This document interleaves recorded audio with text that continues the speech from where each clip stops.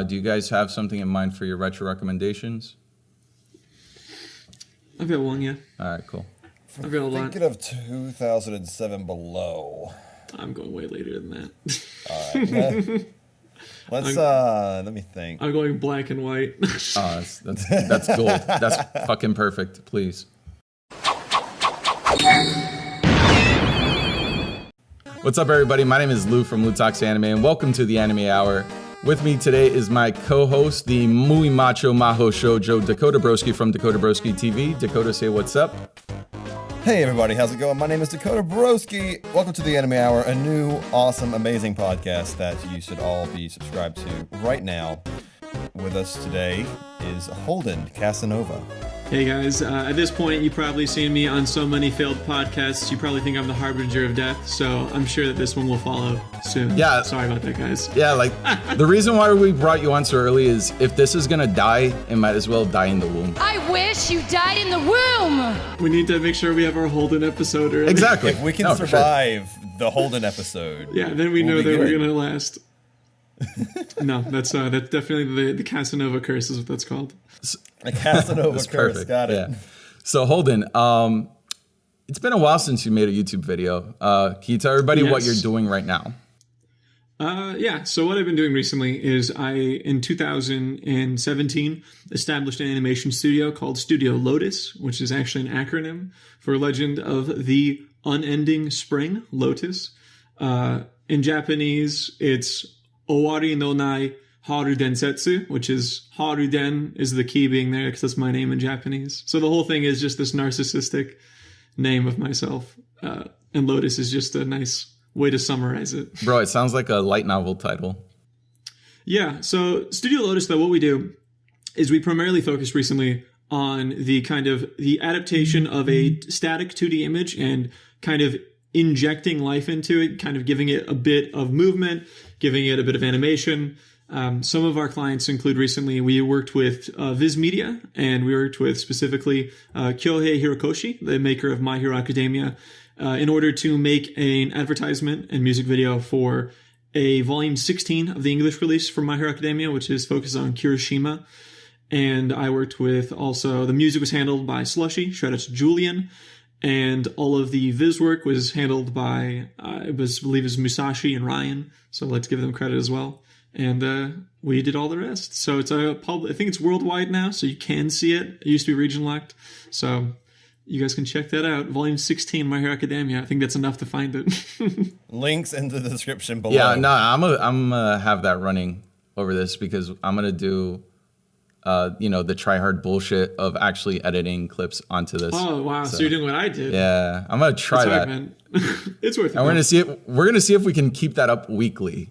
So that's going to be the goal. Question about that thing that you did with Viz. Did they select the scene or did you have any creative input on that? So they had an idea of what scene they wanted already. So they gave me kind of the chapters kind of from page to page of the section, and it was like, take anything in this and get the essence of it. So it's not really an adaptation, it's more like a replication of the feeling. It kind of captures a lot of the beats of that section, but it is in no way an adaptation. So for instance, once that gets adapted in season 4 of the anime, it'll be quite different from the vision that I had whenever I did it. That's fair.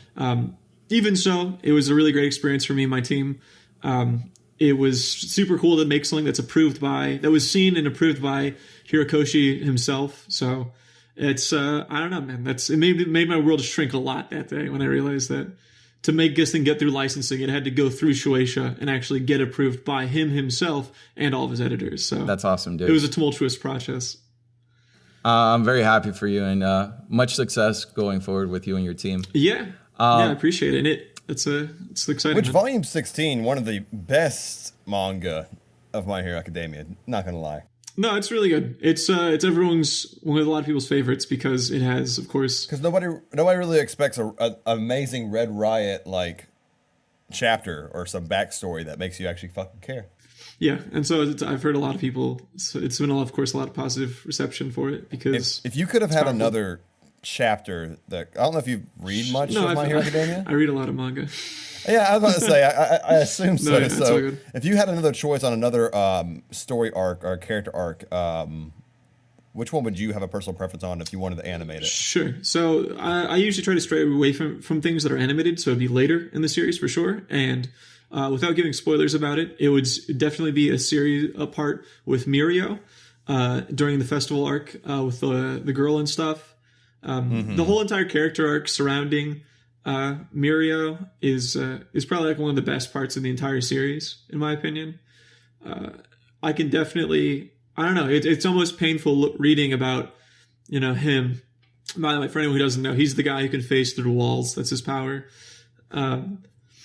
It's almost from Smash is him. Yeah, he's one of the best characters in that show, if not the best character. He has so much charisma and on-screen presence and everything, and it's so amazing to see his character and how his motivation and. In the series, I mean, he's probably like the biggest victim of the entire franchise for a lot of reasons, which you'll find out. But he's a really amazing, really tragic, really inspiring character. So I definitely want to do something with him later on with the festival arc. That's cool as shit, man. So outside of of the work that you've done with Studio LotuS, you went to school to be an animator, right? So I would consider you to be like an authority on the subject. You are a scholar.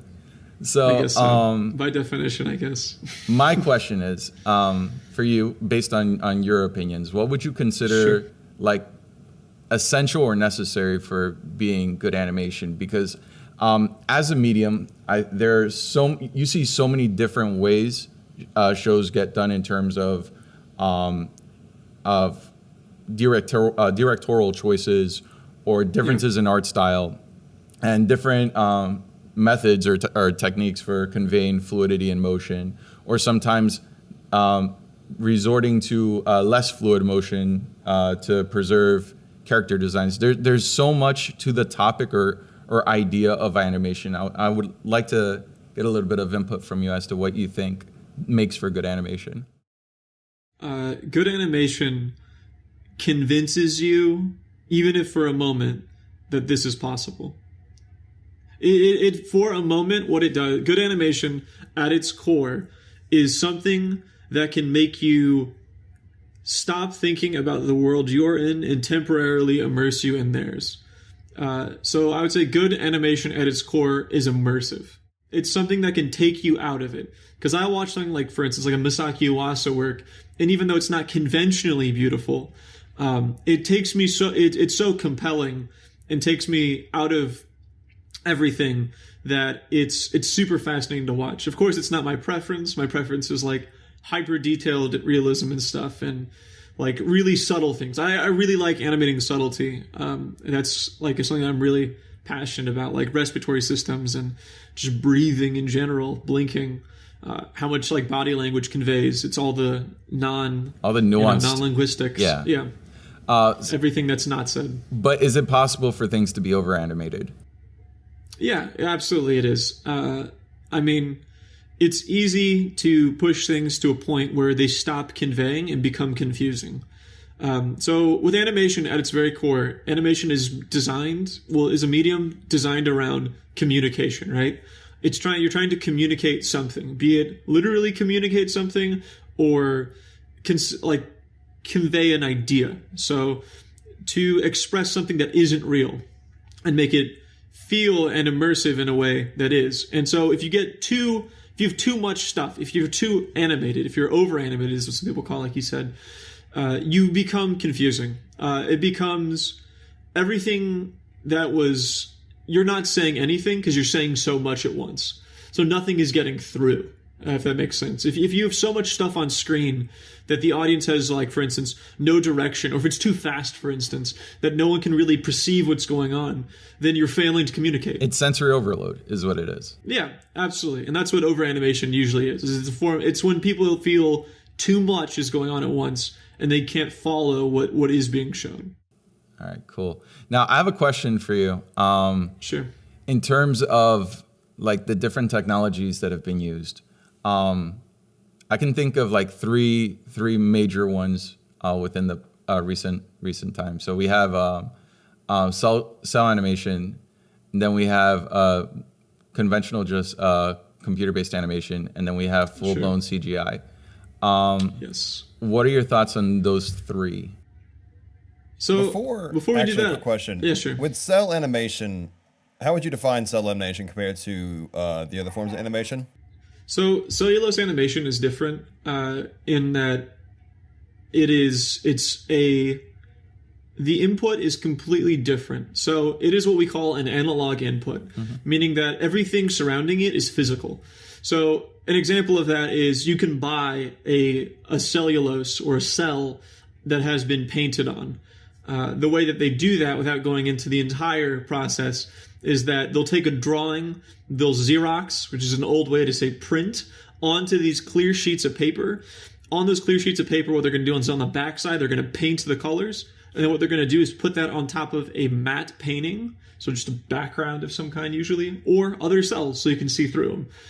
And what that's going to allow you to do is that you have a camera, like a physical camera, that's going to expose film, a certain amount of frames of film, usually 2, because they're usually running at 24 FPS, but they're exposing on 2s.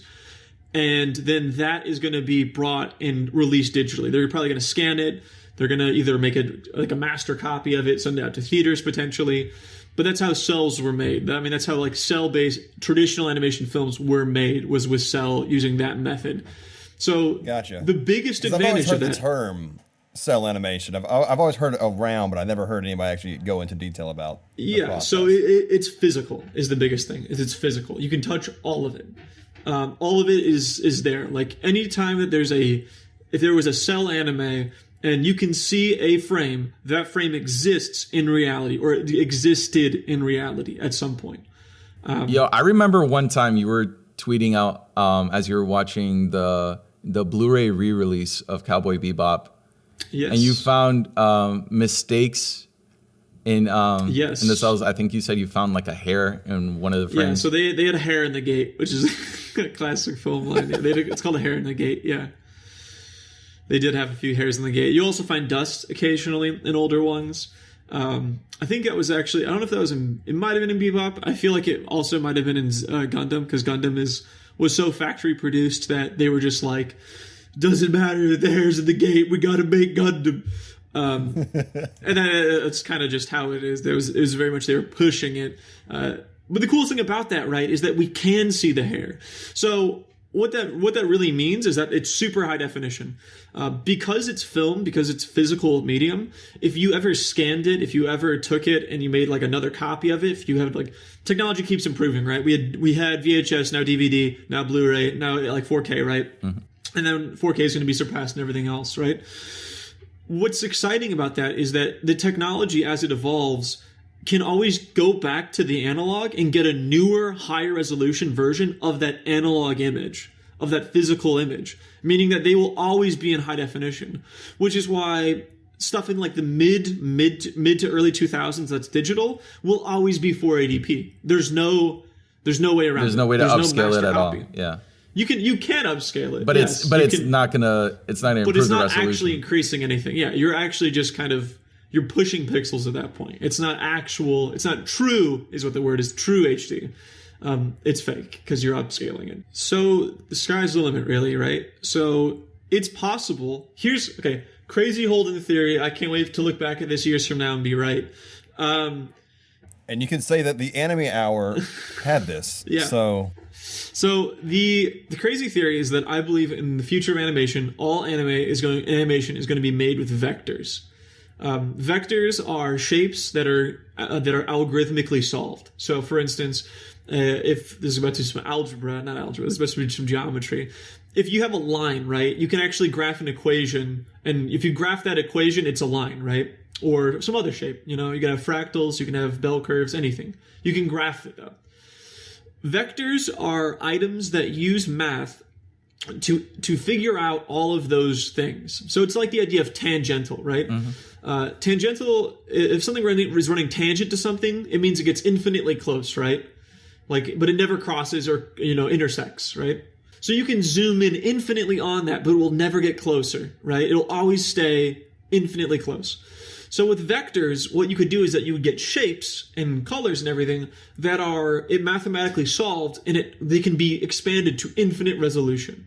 So if we wanted to render it at 64,000 pixels per square inch or something, or 64,000 by a completely different file format, we could do that, and it would look just as good on that. It will look better on that than it will on something that's like a 1920 by 1080, for instance. Because it has the capacity to improve, just like with some animation, is what you're saying? Yes, okay. The exact same process. The idea is that it's infinitely expandable. You can keep improving it and keep maybe your computers can't render, right? So like CG studios, I'm sure they have problems with rendering sometimes. They probably, outsource render farms and stuff and everything. But imagine if they had like the ability to render, crazy speeds and stuff, right? Or definition. What that would allow them to do is that they could make something potentially like way better looking. Like there's actual hardware limitations that we're running into now that will be alleviated in the near future. And so that's what the future is so exciting about with animation. See, Holden, you're talking about things that haven't been animated yet, right? Yeah. So there will come a time where Fate Zero will look like shit because it's not going to improve in quality, and we will get accustomed to higher quality looking work. Is that what you're saying, Holden? That Fate Zero will look like shit? The other side of the spectrum is that we don't know if Ufotable has an archived uncompressed version, which they very well might. The thing, because Ufotable, since they are such a digital like house animation, and they did do a lot of the drawings, it's important to understand that when we say digital, that doesn't mean that the drawings aren't drawn on paper. They still often are, and they're scanned at insane resolutions. And at times, those scans are turned into vectors, the very same vectors that I was talking about earlier. That's rare, but it is possible. And so they could have a master copy laying around that could be improved. That said, CG anime that were released previously, for instance, let's go to Paradise, was it Paradise Lost? Expelled from Paradise? Expelled from Paradise, my bad, yeah. Expelled from Paradise. Paradise Lost, of course, being a book. I thought anime loves referencing it, like Eden of the East. But with that, or like Knights of Sidonia, or any Polygon Pictures anime, let's go with that, for instance, just be broad. They could probably re-render those 10 years from now, and they would look better. They would match the high-end quality that, is out there at that time. And anime now that is more, quote, traditional, will struggle in that regard. There's probably no masters laying around on analog. So speaking of CGI, or animation that's based on CGI, do you think there will ever come a time where 60 FPS is the norm for anime? Because like more often than not, when you see like the full CG shows, people start bitching and complaining about the frame rate at which things are animated. Yeah, it's pretty common. So there was actually a huge push for 60 FPS anime a while ago by fans. And it was using an application called SVP, Smooth Video Playback. SVP, what it does is it samples frames before and after and basically melts them together to create and interpolate something that's in between them. So if frame 1 has the character here and frame 2 has the character here, frames 3, 4, 5, 6, 7 between them are going to have samples that are going to expand that movement and put everything in between. So it's like auto-tweening, basically. Auto-in-betweening the animation. So it's like kind of like resampling in, like, let's say, a Sony Vegas. Like yeah, when you're it's very similar to resampling. When you're running Sony Vegas for the audience, if they're not familiar, or I think other editing softwares, it by default creates additional frames, because I think it wants to get to, is it 30 frames per second or something like that? Yeah, it usually tries to hover around 30 or 24 or 23.9, or like what, 975 or something? 975? Yeah, so... But yeah, it usually is a locked frame rate. Yeah, so what ends up happening is it creates an issue where you can tell that there's something wrong in the way in which the information is being presented, because it's not at the frame rate that the footage is being presented in. So... Yeah, I mean, so like that's like a really That's a common problem. Will we see a push for it? That's really up to the audience and the studios to decide it for themselves. I think there will be attempts at it. I think that VR, for instance, hasn't been explored with animation enough, and that will also be explored. I mean, if you look at like what me and my team are doing with Studio LotuS, with manga and everything, even that isn't really been explored yet. That's why I really wanted to push forward with it with my studio, just to explore the options and all the possibilities that exist there, because there's we really don't know. Like, we really haven't begun to really scratch the surface as far as all the possibilities, right, of animation. There's so much stuff that we can do that we haven't even seen yet. I'm looking forward to AR anime. So Sure, some augmented reality shit. Yeah, augmented, yeah. Bro, and come to think of it, you mentioned VR, so that basically would turn every anime into an isekai, because you would be the protagonist transported into that other world. Potentially. If it's first person, yes.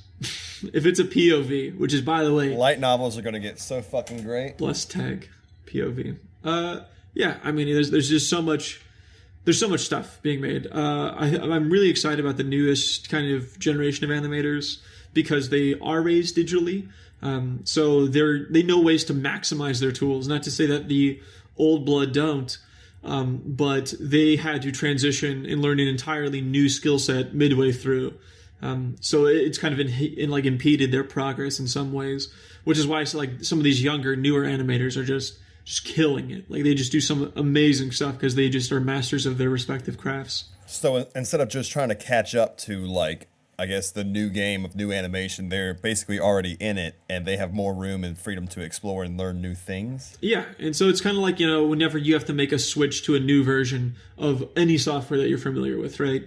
There's this readjustment period of, man, why did they change this? There's some people who are just like, this is stupid. Like, people are like, why would I get Final Cut X when I could use Final Cut 7, which is better, Or, people who use CS6 as opposed to CC or the newest versions of Adobe. There's, of course, a pain point with learning new things. And so a lot of these older animators kind of ran into that, because you have to understand that these people, for years, for decades, there was only one form of animation. There's one way to do it, and then the computer revolution just totally blew everything wide open. And that's big, because if you think about it, innovations with camera and hardware and paper were minimal compared to how much innovation there is with computers. It seems like every 5 years we outdate the previous computer generation or something. Just like completely eclipse it. And that didn't really happen back then, right? There was no we have a new camera that does this. It was like, cameras are pretty solid. We've had them working since 1970. They haven't changed much. Or, you have all these acetate and, cellulose and paints, and they didn't really change much. They've been around for thousands of years sometimes, depending on the paint. And so, there wasn't much innovation. Whereas now it's so rapid. There's no end in sight either.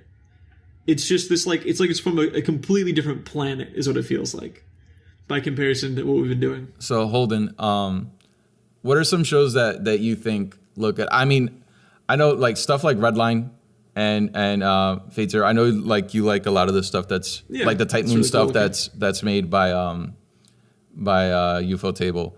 Yeah, I do. But what else? What are other shows that you like, dude? Because I think that there's just so much that's being produced that it's kind of difficult to keep track of what are the shows that look amazing.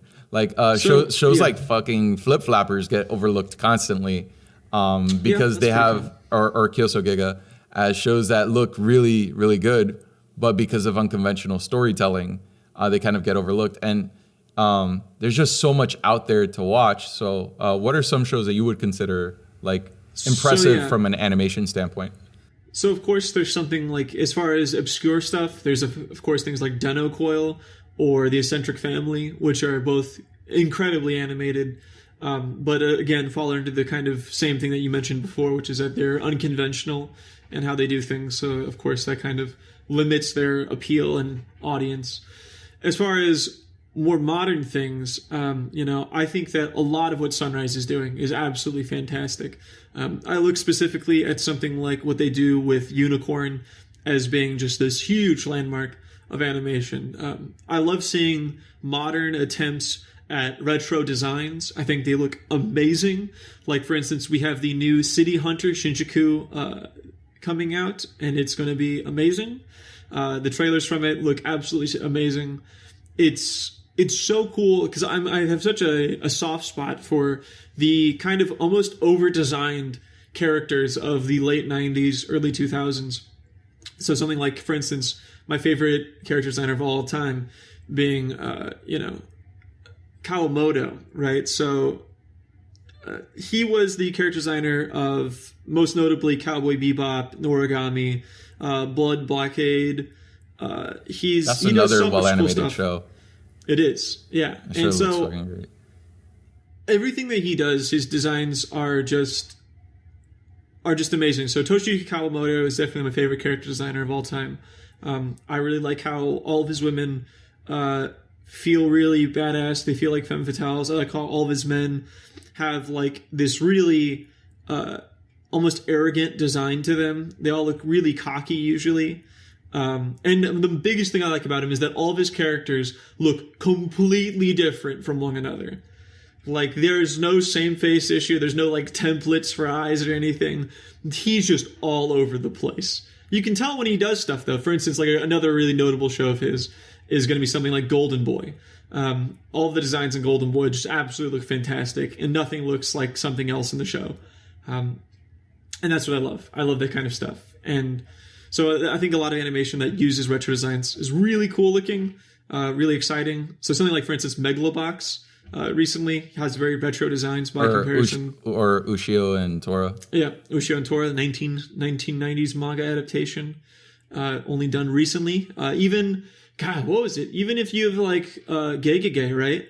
That is like an old anime being adapted more recently. Even Dororo being the samurai manga airing this season. That was done by Tezuka, right? Yeah, which is a manga made by Osamu Tezuka, decades ago at this point. Do you happen to remember what studio is doing Dororo? Dororo? Because I know like Ushio and Tora was done by MAPPA, and MAPPA fragmented off from Madhouse with the intention of bringing back older properties, if I'm not mistaken. Yeah, that's correct, because it was MAPPA, and because MAPPA has been doing kind of a lot of older properties recently. MAPPA is kind of the company that I think is the most exciting company right now, just with everything they're doing. MAPPA constantly delivers just really high-level stuff, because, like it or not, you even have something like Kakegurui, which also looks fantastic. So Dororo is being done by MAPPA. So Yeah, I just looked at it right now, and it's... Yeah, it should be at least. That's kind of insane. They have such a broad portfolio of things they've done. And yes. Like they worked on as far back as I think Sakamichi no Appallen. Yes, that was one of their first ones. That was a joint production with Tezuka Productions, is what that was. The past few months, that map has been putting out like fucking like banger hits. Like Banana Fish is great. I haven't seen that. Dororo's right now. They did Kakegurui. I think they did Zombieland Saga. They also did Anime of the Year according to Japan, which was Zombieland Saga. Yeah. I actually haven't seen that one. I'm slowly getting back into the habit of watching seasonal anime. So like the stuff that I'm watching right now that's currently airing is Dororo, which is probably my favorite thing going right now. The Promised Neverland, Mob Psycho 100 Season 2, and Kaguya-sama. So my question, Holden, Yes. is, do you think I watched the Dragon Ball Super movie last night? Congratulations. It was great. I had a lot of fun with it. Nice. But certain points wasn't a problem. I understand why they did it, but a lot of the like mid-fight scenes they would cut to CG on the less important fights or battles, and I learned that like CG, like if not done right, I think takes away of like a lot of the like you were saying earlier, simplistic things. Yes. Of like breathing and whatnot. Like there's a part where a character grabs like just dirt just to look at it. And the motion, it took away like a lot of the joints and the fingers moving like differently and together. It was just all one motion that if it was animated like per se drawn or digitally, I think it would have like flown a lot better, or it would have been a lot more natural. Dakota, did you watch that in a IMAX theater or in a regular movie theater? Or? Regular movie theater, yeah. Because I heard people bitching about how things looked in the IMAX theater. Like it didn't really, like it's not formatted for whatever size the IMAX screens are. Yeah, it was a regular movie theater for me. I wasn't like, I normally try and stay away from like the crazy shit if it's an anime movie coming out, because I don't think it's gonna be like as detailed. I guess accustomed to a movie theater IMAX or like whatever. Does that make sense? Shout out to like Spider-Man. I don't think it's gonna be shown the attention. Yeah, I don't think it's gonna be shown the attention to be able to be released in IMAX just for an anime movie. Yeah, I mean it's difficult, right? Because CG is clearly something that like it gets a ton of flack, right? Because it's very against the status quo, for instance. I think it's one of the biggest reasons. Oh, but the main question I had was like, do you think in these animation styles we talked about, each have their own weaknesses? For example, with CG having like, I guess, subtle things like breathing or like hand motions. So the difficult thing about CG animation is that you invest a lot into actually designing the set and the character. And normally that's, if you're going, so it wastes time in the short term, but the longer you use the same model, the more time it saves you in the long term. So if I spend, like 3 work weeks or something designing a character and getting this rig working perfectly and stuff with all these different expression controls and everything, if I use that for one scene, it is super inefficient. Granted, I don't think that most people would be aware of that and not allocate that much time to something that's going to be wasted like that. But if you were to reuse that same model that you put a ton of work into a bunch, you would be getting tons of mileage out of it. And that's really what it's all about. It's really about efficiency. So there's some things that CG just does more efficiently than other forms. For instance, vehicles, right? When was the last time you saw a vehicle that was hand-drawn, for instance, in an anime, right? Probably fucking Redline. That's the last one I can think of. It's, and it stands out when it is. It's like, whoa, look at that tank. It's like a tank. Fucking Shirobako taught me that there are studios that just do vehicles and there are people that just do tires. Yes. So, Shirobako makes everyone an anime expert. Go watch Shirobako because clearly, that's what you need to know anime is just watch fucking Shirobako.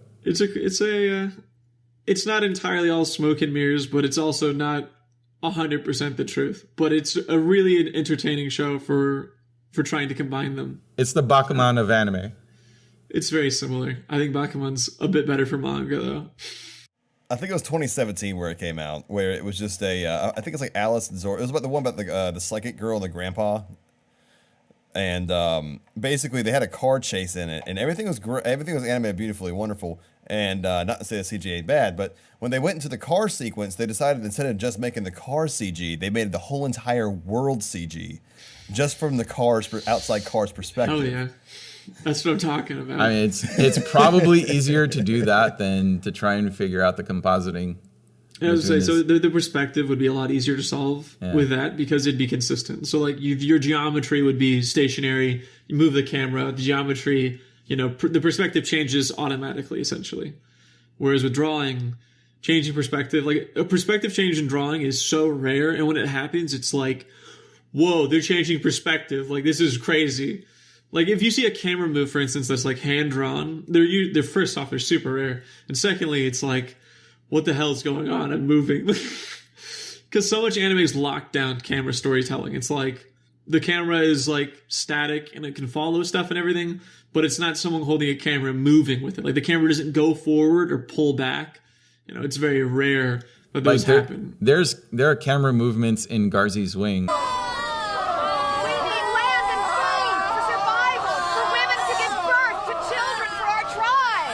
But I'm pretty sure that's them, taking the static image that like when they're on the raft and then just kind of like dragging it around.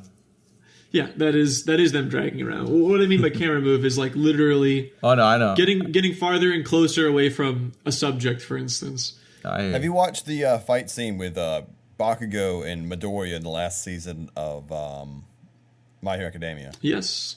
Because there's a great scene where they're in the air and the camera moves from like far away up close and then circles around them. Yeah, and so it's super. And it looks fucking phenomenal. Yeah, it's super notable when you see it, because it's the visual language. It just feels like there's so much more.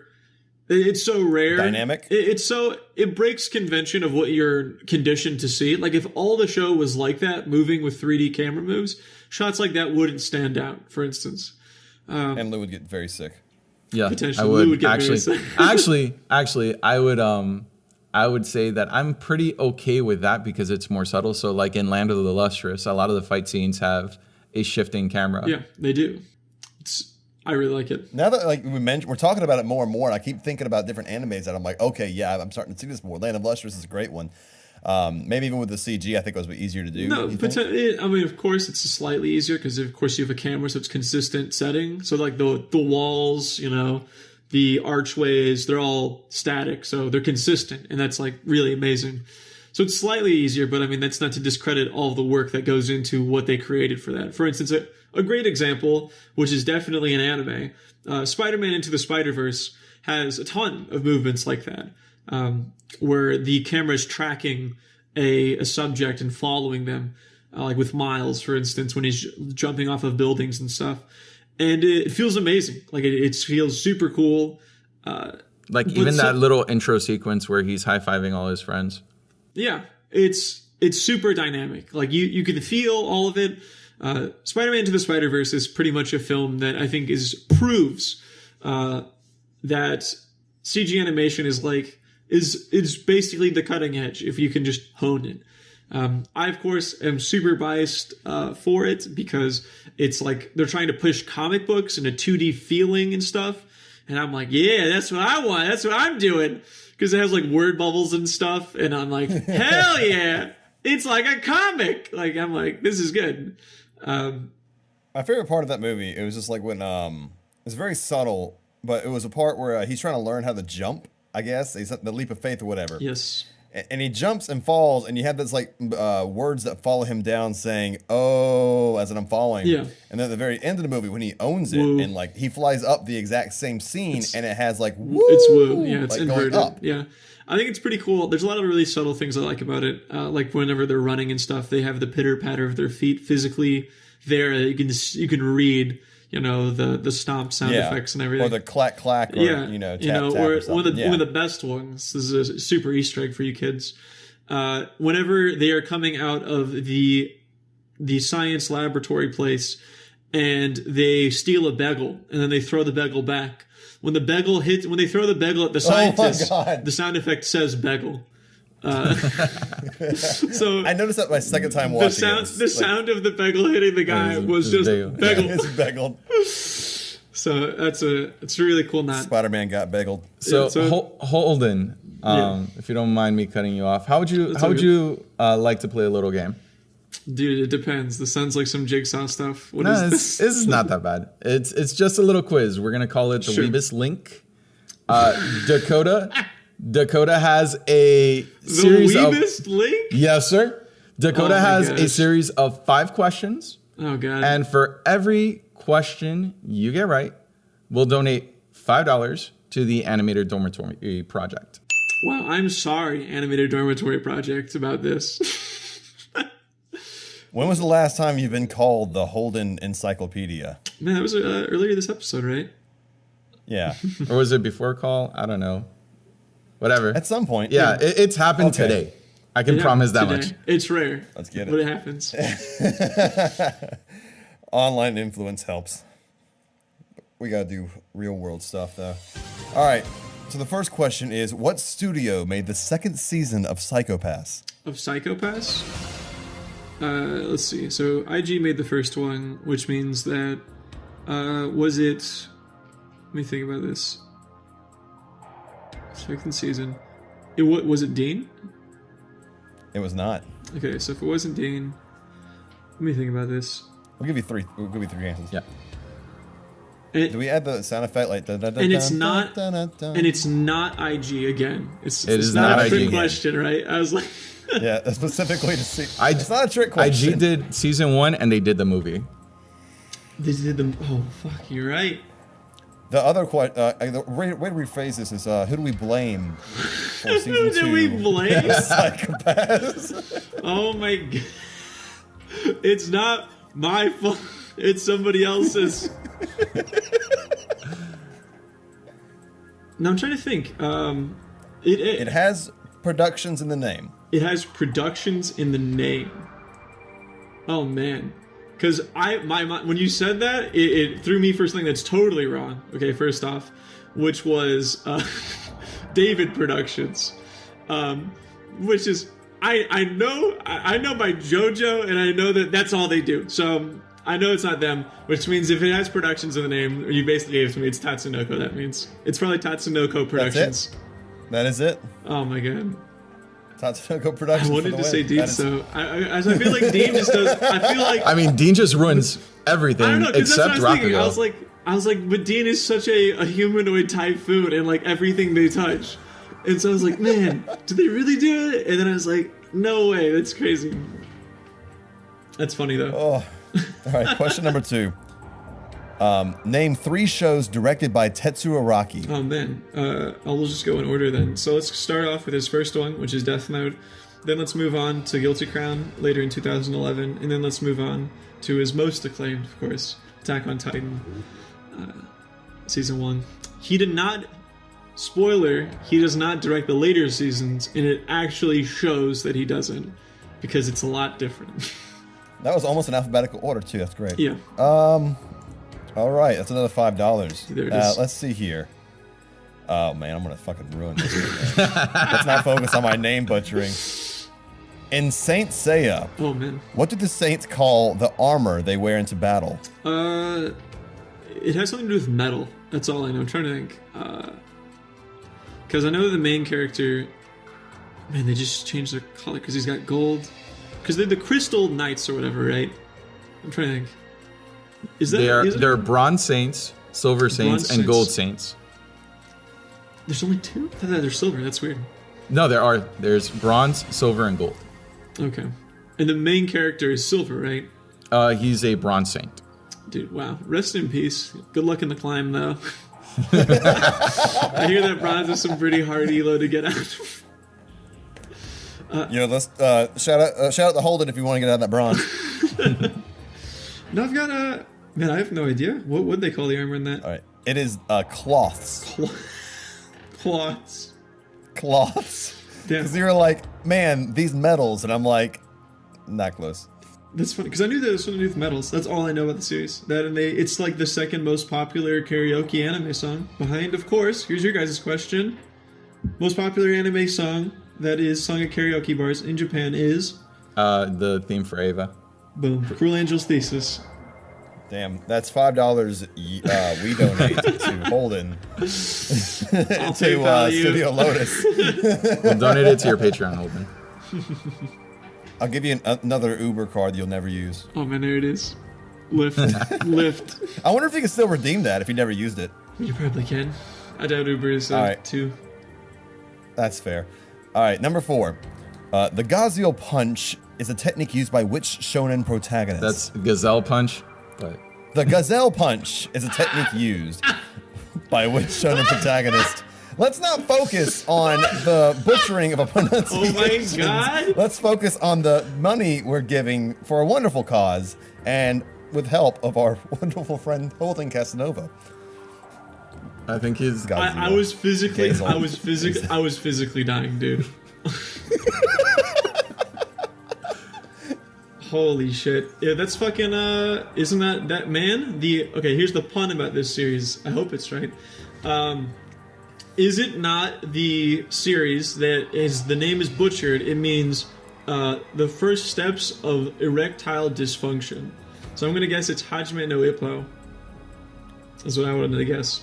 Cause Yes, and so you put Makunouchi Ippo. Yeah, Makunouchi is the character's name. Yeah, that's the main character. Okay, I knew that. His name's Ippo. And so the weird thing about it is if you say Hajime no Ippo, right? IPPO, first steps of fighting, right? It's kind of the title of the series, right? Mm-hmm. If you make it INPO, INPO, INPO means erectile dysfunction. So if you mispronounce this series like I did in front of Japanese people and say Hajime no INPO or like Yimpo or whatever, they'll just laugh. They'll laugh because you'll be like, oh, so he's the onsets of a failing penis. So, which is hilarious because if you've watched the series, there's a running joke. Big cock. Giant dong. Third leg alert. Ippo, the later years. Oh man, that's his actual finishing move. Just jam it in and hope it works. All right, number 5. Name 3 shows with music by Hiroyuki Sawano. Sawano. I knew that. Excluding Attack on Titan and Guilty Crown. Okay. So you can't go in order this time. So that means we have to go in a different order. So Hiroyuki Sawano, of course, did... Descending. He did the soundtrack for Mobile Suit Gundam Unicorn. He also did the soundtrack for Kill la Kill. That's one of his more famous ones. And let me think. And I can't say Guilty Crown, right? Nope. No. Because, man, I'm just thinking about Marx. Marx is, of course, a live-action series, also composed by Sawano. Man, because I'm just trying to think of all the songs that I know from Sawano that aren't in Attack on Titan or Guilty Crown, which are the 2 that I think I like the most. Because I know what he doesn't do. Did he do the soundtrack for... Man, dude, I'm just trying to think of Sunrise anime, and I'm like... Because I know the sound of like, because the sound is such a iconic part of a Sawano score. And outside of those 2, though, because I mean that's like, I can give you 2 studios that he has worked with before. What studios? WIT and A1. If he's worked with WIT, that means that he probably did Owari no Seraph, if I had to guess. Yep. And then what was the other studio? A1. A1. Oh man, I think I really hope he didn't do that. It was Alnoa Zero, which is Troika. A1 and Troika, right? Troika, yeah, that's Troika. Yeah. Is it Troika was would have given it away. Was Troika leading? Was the lead studio? Yeah, because so I know that Troika- they collaborated with A1 on that. Yeah, Troika was still finding its feet because they had the director Aoki. Let me make sure That's the director for Aoki, which is for Fate Zero, yeah. Yeah, and he branched to make. He was one of the founding people to make Troika. Troika being, of course, God, man, I forgot Troika. all One second. about Troika. When Troika was made, that was like the biggest shit in the world, and then like the greatest thing ever. Because- And then I just forgot all about it. They Troika- did. 'Cause there's a lot of hype going on to it to release. They did Yes. that one thing that was kind of like Bones the anime. I forget what the fuck it was They called. did the most notable Troika show, probably, in all honesty, is Recreators.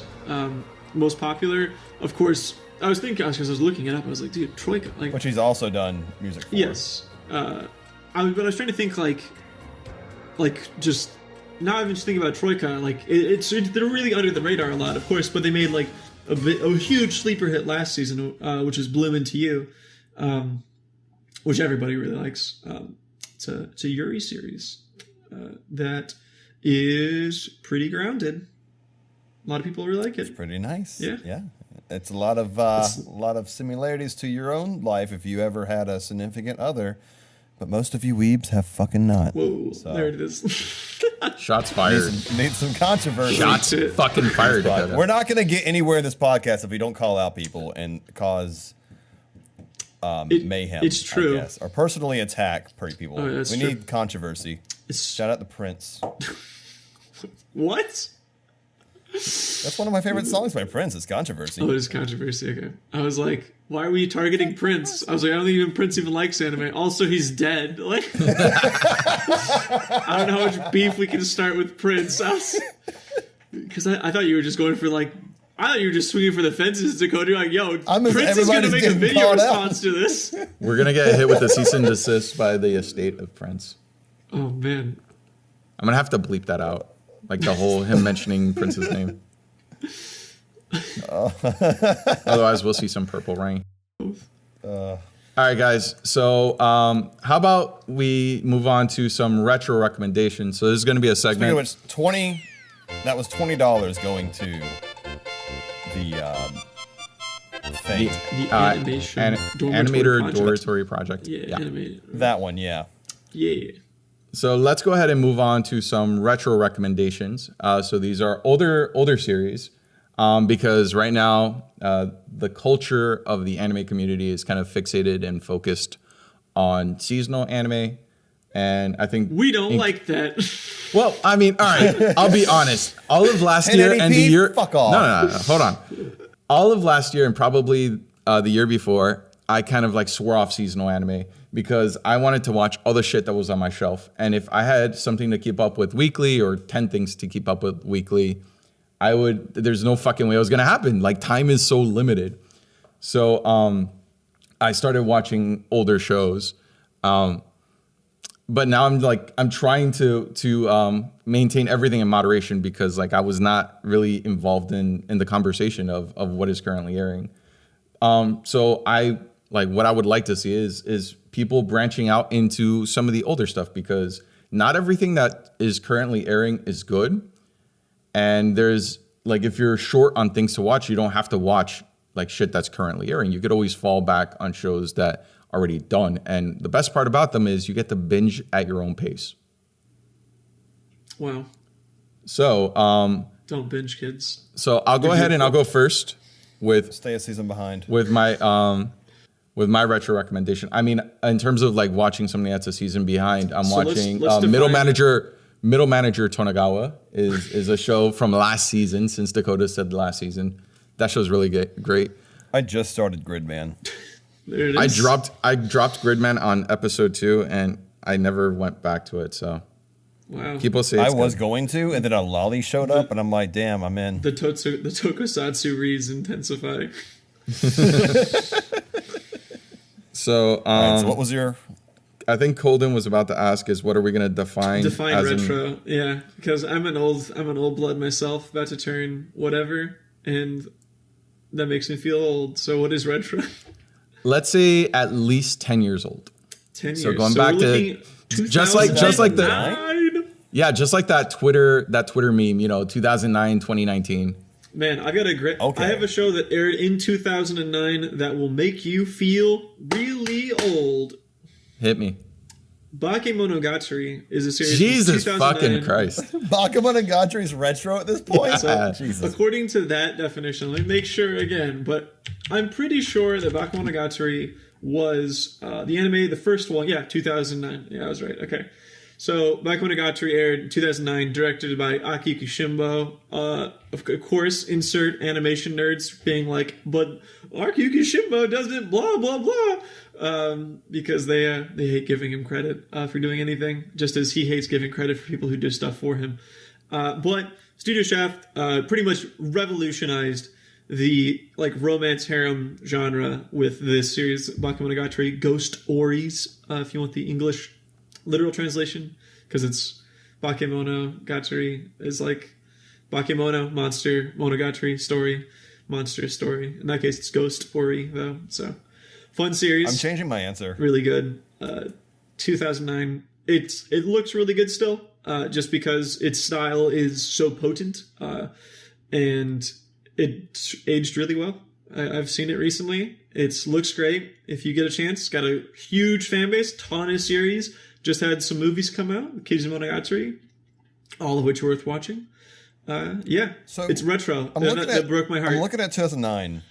For the meme, I'm going back to 2009. I changed my answer. Okay. And I'm looking at 2009's like list of like released anime, and I'm just really shook right now. Like how much stuff came out that is actually fucking like relevant still today. And that I love. Oh yeah, I mean, there's a ton of stuff. Like I think even like stuff like what? Like Railgun came out that year. Yeah, Railgun came out that year. That is correct. I mean, there was a ton. Darker Than Black. Like fuck. Yeah, I mean, 2009 was a big year. I mean, Hajime no Ippo. Well, that's one of them. That's the 09 version of it. The 09 version. I mean, to put it in perspective, like '09 was so long ago. That was back whenever we had Neon Genesis Evangelion 2.0 You Cannot Advance come out, was back in '09. Jesus Christ. Yeah, we're about Super- 10 years. We're like- about 10 years away from 4.0 coming out. Yeah, and so like you have what was it? Like Summer Wars, for instance, was 2009, back when that first aired in like summer of 2009. Summer Wars. Okay. It's My crazy. recommendation. It's really old. I got two. One is Canon with two A's. The one about the fighting Oh, Kanan. powers bitch. Kanan. Yeah, it's by PA Works. It's one of their first ones. Yeah. I remember watching that in 2011 and really enjoying it. It has a chick flash a dude. That's the whole reason I watched the entire series. Did you do you have the same problem? Too? Adding You to see a my GIF? P to watch. Yeah. My PT dubs is now gonna have that yeah. on My there. EPO to watch. I don't know where it was. I saw this chick flash this guy, and I was like, "Can this be the whole series?" And I was tragically disappointed. It is nothing like that. There's an episode there's an episode of Brynhilde in the Darkness where there's two guys fighting, and this girl walks by and she shows her boobs to both of them, and they stop fighting, and that's how she solves the problem. And you were like, "Wow, when is that going to happen again?" Yeah, but I you got know a what? problem with, like, It would watching GIFs. legitimately happen. That would, like, titties solve problems. It's true. I'm a big fan. Opie Defenders, guys. Shout out to that. We'll find Avengers. 09 is... Speaking of shows that are dead. That's crazy, man. It's 2009 now. What do you think, Lou? Like, what is fitting into your retro kind of mind? See, you The other one said before. The other one I'm gonna give off to is Kanan and Eden of the East. Wow. that's. Production I'm IG, surprised. ancient. Yeah, I'm surprised that's that old. And I never got around to watching the movies for it, which like really wrap up the story, right? Yeah, it's The King and then Paradise Lost. Yeah, I never saw those. Shout out to the Oasis. Man, so good. Dude, all right, so mine, initially, I was gonna say Kaiji, because I fucking love Kaiji done by Madhouse. 2 seasons of excellent anime, and once you finish watching them, you can watch Middle Manager Tonegawa, which is fucking hilarious. That's assuming you can get past the art style, which is a huge hurdle for so many people. Yeah, Nobuyuki Kiwatsuki is a very divisive artist, for sure. The nose is the most common comment. But, you said Bakemonogatari is Yes. ghost stories, so why not recommend Ghost Stories? Ghost Stories, yeah.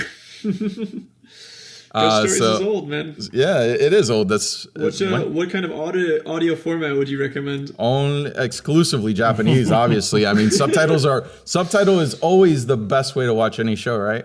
Huge meme got, by the way, guys. Big joke by Lou here. Watch the English dub. It's fantastic.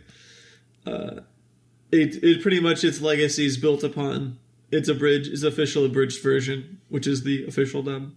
It's great. All right, so we're gonna move on to another segment. We're gonna call this the Waifu Hall of Fame. These are the underappreciated waifus that are in our anime loving lives, and they deserve some recognition. So I'm gonna go first to kind of like set the tone. All right. I'm scared. All right, so the waifu that I'm nominating for the Waifu Hall of Fame is Satan. Satan for protecting all the idol people in idol hell. Satan is best girl for accommodating their really shitty taste. I don't know. Satan kind of fucked up when they let Zombieland fly. Now they're all flooding out. Wait, Zombieland? What are you talking about? Zombieland came out, and now all the idol trash is starting to leak out now. That people are interested.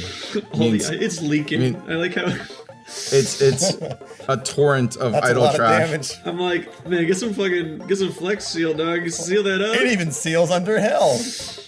Wow. You got a waifu, Holden? I'm gonna give my big shout out to Susan Wachowski, CEO of YouTube. Huge fan of you. Huge, super underappreciated waifu. Really big fan. Love what you're doing. If there's any way that I can talk to you directly, I would be down. I would love to talk to you. Maybe, get to know you. Talk about my channel. Talk about you. We can build a channel for you if you want. I don't care. Just don't hurt me. On a serious note, I bet that if she created a channel, it would still be demonetized. It's possible. It would fall on itself, really. It is. I think she has made Frankenstein's monster, and Frankenstein's monster, of course, does not care what is in its way, as Frankenstein himself once said. It is YouTube, guys. Am I right? 2019. This is the year of YouTube, or maybe 2019 is gonna be great. The last year of YouTube. Thank God we're on insert all audio listening platforms here. Am I right, guys? Yes, sir. Setting up an RSS feed right now. all of our things are gonna be there. It's gonna be iTunes. I'm talking Google Play. I'm talking SoundCloud. I want that to be text to speech, by the way. I don't want us to actually. Yeah, can we Holden? Can you animate this entire podcast through text and typography? Please. That'd be rough. We should have gave you an intro, man. You should have been like, "Yo, if you're into not calling out Prince and other stuff, all right, cool. Not all the Prince loving fans are out the door. Let's go ahead and start this podcast." Oh man, so we're just doing OG Holden, the one who people OG used to Holden. really like, and now he's like this Photo smug guy that Cano. everyone Here we go. hates. Photo Cano. Shout out if to I the had Holden a, seal of approval. Oh man, The Holden seal of approval, and the Holden censorship is my favorite person. I don't even. Shout out to Helena. I got that PNG somewhere. I don't even know. It's man, dude, it's classic. My waifu would have to be. I'll give it to my Adobe After Effects for being my waifu. It's always there, and I never fucking touch it, but I know it's there for me when I need it. Yeah, it's just like. And I'll never touch it. It works. It's like when I learned how to do Ultra Key in Premiere, I'm like, cool, never using After Effects again. Awesome.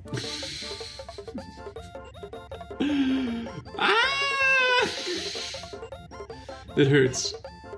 It hurts. It hurts.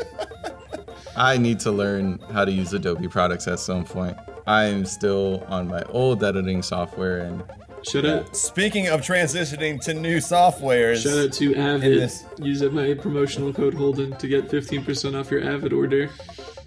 Go to lootcrate.com/Dakota Broski and please buy a fucking loot box.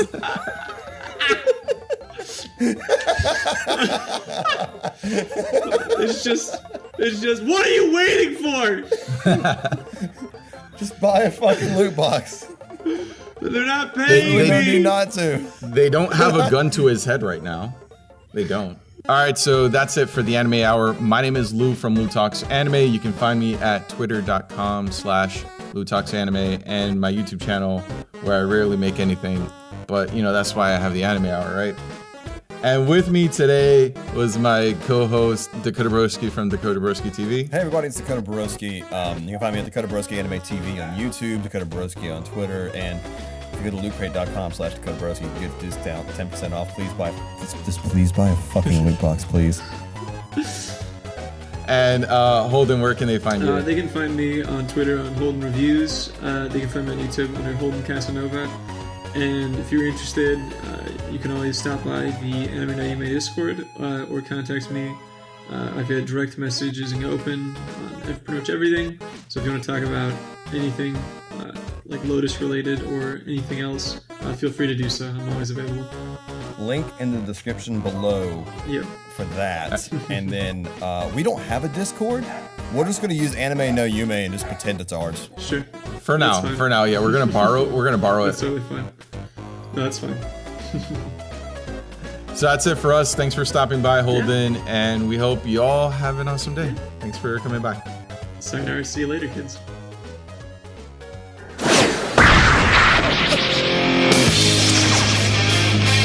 The GAZELLE punch